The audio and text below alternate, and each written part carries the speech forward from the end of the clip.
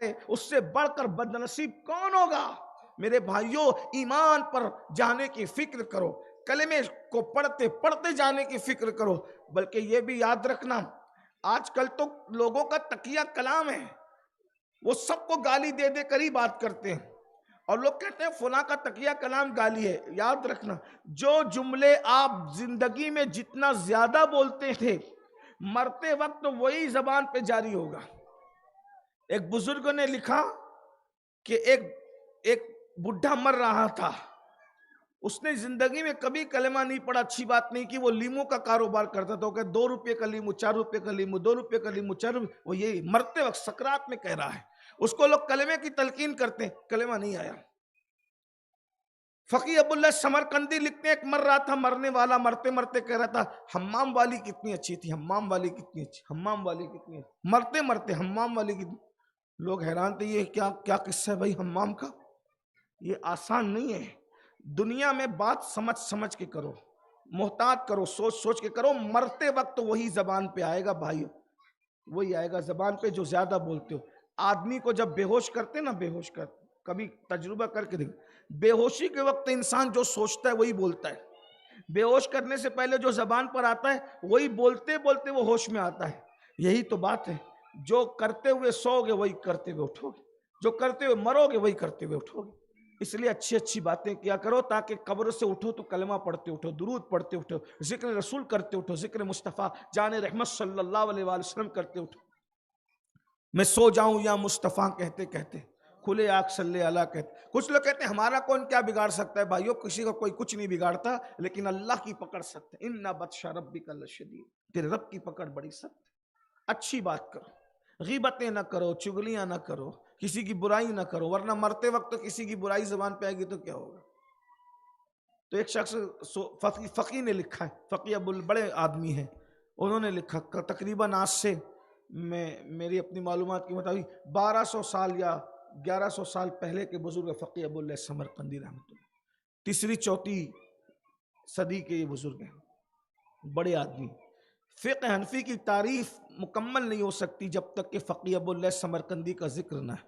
اتنا بڑا فقی ہے، اور جتنا بڑا فقی ہے اتنا ہی بڑا محدث ہے، جتنا بڑا محدث ہے اتنا ہی بڑا صوفی ہے۔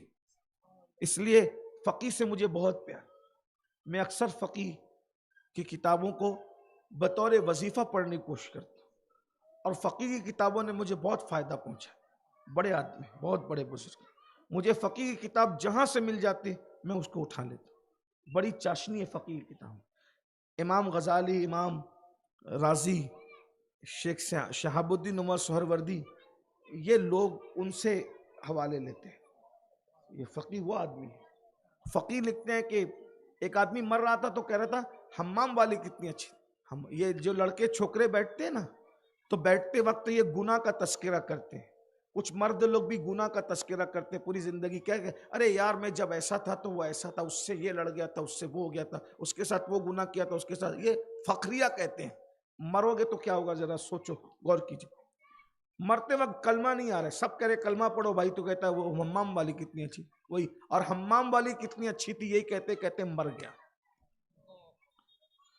تو لوگوں کو فکر ہوئی کہ بھئی یہ معمہ کیا ہے حمام والی کا، تو اس وقت اس کے دوستوں سے کہا کہ قسم دے کر کہتے ہیں کہ لوگوں کو عبرت ہو ذرا یہ حمام والی کا مسئلہ کیا ہے۔ تو کہا بات یہ ہے کہ ایک عورت تھی، بہت خوبصورت تھی، اس کو حمام میں جانے کی مسافر تھی، وہ اس کو حمام میں جانے کی ضرورت تھی، تو وہ پوچھتے پوچھتے اس کے پاس آ گئی کہ حمام کدھر ہے۔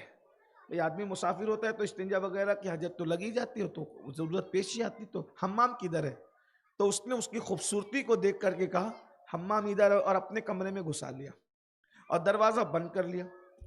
وہ بہت خوبصورت تھی، دروازہ بند کر کے کہا دیکھو یہ حمام ومام تو یہاں نہیں ہے، لیکن میں تمہارے ساتھ زنا کرنا چاہتا ہوں۔ وہ عورت ہوشیار تھی۔ زنا کے بارے میں آپ کو کیا بتاؤں، میں زیادہ تو کچھ کہوں گا نہیں، لیکن غریب نواز کی محفل ہے تو میں ان کے ملفوظات سے غریب نواز فرماتے ہیں کہ جو زنا کرتا ہے اور زنا کے بعد غسل کرتا ہے، تو جتنے غسل کے زنا کے بعد قطرے ٹپکتے ہیں، ہر قطرے کے بدلے میں 1 سال کا گناہ اس کے نامہ اعمال میں لکھا جاتا ہے۔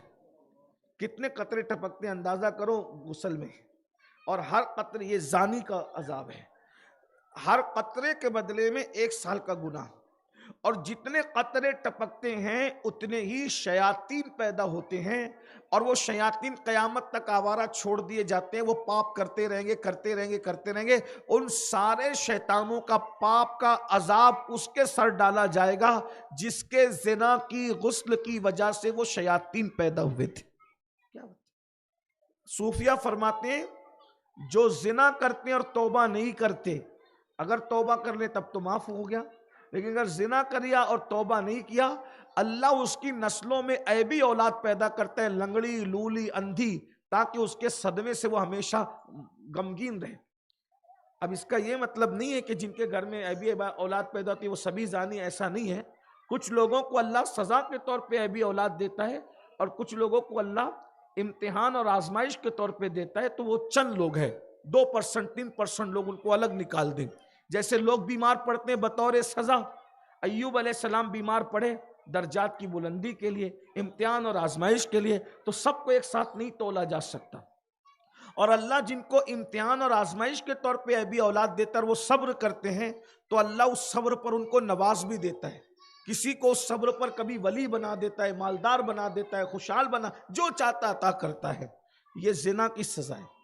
بہرحال تو بات دور سے دور نہ نکل جائے، ٹائم بھی مختصر ہے، 10 بجے ختم بھی کرنا ہے۔ تو وہ حمام کے نام پہ گھسا لیا اور کہا میں تیرے ساتھ بدکاری کرنا چاہتا ہوں۔ تو عورت ہوشیار تھی، بہت ہوشیار تھی وہ، کچھ عورتیں بہت ہوشیار ہوتی ہیں اور ان کی ہوشیاری ان کو کام آ جاتی۔ اس نے کہا یہ تو مجھے بھی پسند ہے، جس بدکاری کی تو دعوت دے رہا ہے یہ مجھے بھی پسند ہے، لیکن مجھے بھوک لگی ہے، بھوکے پیٹ حرام کاری کرنے سے کیا فائدہ ملے گا؟ پہلے کھاتے ہیں، ایک کام کر، حلوہ پراٹھا لے کر آ، ہم پہلے مل کے اس کو کھائیں گے، پھر خوب شان سے بدکاری کریں گے اور مزے اڑائیں گے۔ بھوکے پیٹ مزہ نہیں آئے گا۔ یہ تو سوچنے گا یہ تو مجھ سے بڑی بدکارہ نکلی۔ اس نے سوچا کہ جب یہ ایک جملے میں راضی ہو گئی تو یہ حلوہ اور پوری لانے کے لیے، حلوہ پراٹھا پوری لانے کے لیے چلا گیا۔ ادھر یہ گیا اور یہ اپنا دامن بچا کر کے نکل کے چلی گئی۔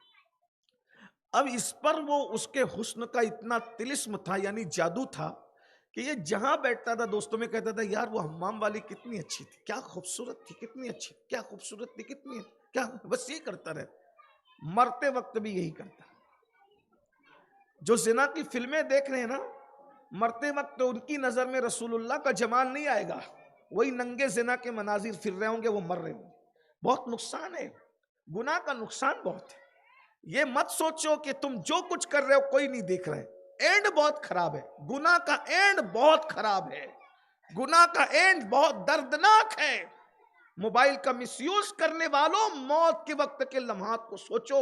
ارے موت کے وقت تو بھیڑیا بھی سدھر جاتا ہے، موت کے وقت تو کتے کو بھی جب اپنی اوقات یاد آتی ہے۔ موت کیا ہے؟ فرعون بھی ڈوبتے ڈوبتے بولا آمنا برب العالمین، میں رب العالمین پر ایمان لایا۔ اللہ نے کہا قبول نہیں، اس لیے کہ پوری زندگی گندگی کرتا رہا، انا ربکم الاعلی کی صدائیں بلند کرتا رہا، پاپ کرتا رہا، اور جب اللہ نے تجھے موت کا منظر دکھایا، اپنی اوقات یاد آئی، تو کہتا ایمان۔ اللہ نے اس وقت ایمان بھی قبول، یعنی جب اللہ تعالیٰ پکڑ کرتا ہے تو پھر مقام بھی آتا ہے کہ اللہ ایمان بھی قبول، جاؤ تیری توبہ بھی قبول نہیں، تیرا ایمان بھی قبول۔